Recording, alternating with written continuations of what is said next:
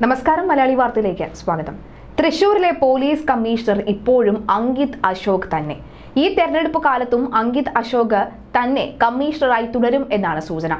നിർബന്ധിത അവധിക്ക് സർക്കാർ നിർദ്ദേശിച്ചു എങ്കിലും അത് ഉത്തരവായി ഇറക്കിയിട്ടില്ല.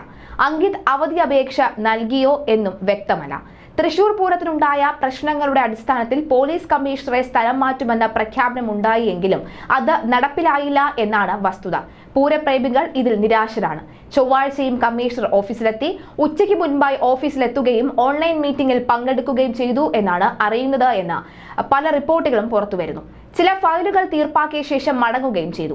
21-നാണ് കമ്മീഷണറെയും ACPയെയും മാറ്റാൻ സർക്കാർ തീരുമാനിച്ചത്. തെരഞ്ഞെടുപ്പ് പെരുമാറ്റച്ചട്ടം നിലനിൽക്കുന്നതിനാൽ തെരഞ്ഞെടുപ്പ് കമ്മീഷന്റെ അനുമതിയോടെ മാത്രമേ സ്ഥലം മാറ്റം നടക്കൂ എന്ന് അന്നു തന്നെ പറഞ്ഞിരുന്നു.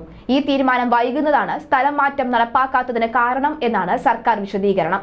വോട്ടെടുപ്പിന് ഇനി 2 ദിവസമേ ഉള്ളൂ. അതുകൊണ്ട് തന്നെ കമ്മീഷണറെ മാറ്റുന്നതിനെ കമ്മീഷൻ അനുകൂലിക്കുന്നില്ല എന്നതാണ് വസ്തുത. തെരഞ്ഞെടുപ്പ് തൊട്ടടുത്ത് എത്തി നിൽക്കുന്ന സാഹചര്യത്തിൽ ഉയർന്ന തസ്തികകളിലെ മാറ്റം തെരഞ്ഞെടുപ്പ് കമ്മീഷൻ അംഗീകരിക്കുക പതിവില്ലത്രേ. അതുകൊണ്ട് തന്നെ അങ്കിതിനെ മാറ്റാനുള്ള സർക്കാർ നീക്കം വോട്ടെടുപ്പിന് മുമ്പ് നടക്കില്ല. ബുധനാഴ്ച തെരഞ്ഞെടുപ്പിന്റെ കലാശക്കൊട്ട് നടക്കുകയാണ്. 26-ന് തെരഞ്ഞെടുപ്പും നടക്കും.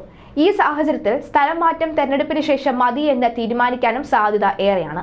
എന്നാൽ ഉത്തരവിറക്കാൻ കമ്മീഷന് മേൽ സംസ്ഥാന സർക്കാരിന്റെ സമ്മർദ്ദവുമുണ്ട്.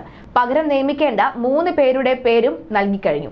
അമിത നിയന്ത്രണത്തിലൂടെ തൃശൂർ പൂരത്തിന് തടസ്സങ്ങൾ സൃഷ്ടിച്ചുവെന്ന ആരോപണത്തെ തുടർന്നാണ് കൊച്ചി കമ്മീഷണറുടെ സ്ഥലം മാറ്റത്തിന് സർക്കാർ തീരുമാനിച്ചത്. നിർദ്ദേശം കമ്മീഷന് നൽകുകയും ചെയ്തു. പോലീസിന്റെ അമിത നിയന്ത്രണത്തിൽ പ്രതിഷേധിച്ച തിരുവമ്പാടി വിഭാഗം രാത്രി പഞ്ചവാദ്യം നിർത്തുകയും എഴുന്നള്ളിപ്പ് ഒരാനപ്പുറത്താക്കുകയും ചെയ്തിരുന്നു. തൃശൂരിൽ പ്രചാരണത്തിലെ മുഖ്യ ചർച്ചാ വിഷയവും ഇതുതന്നെയാണ്.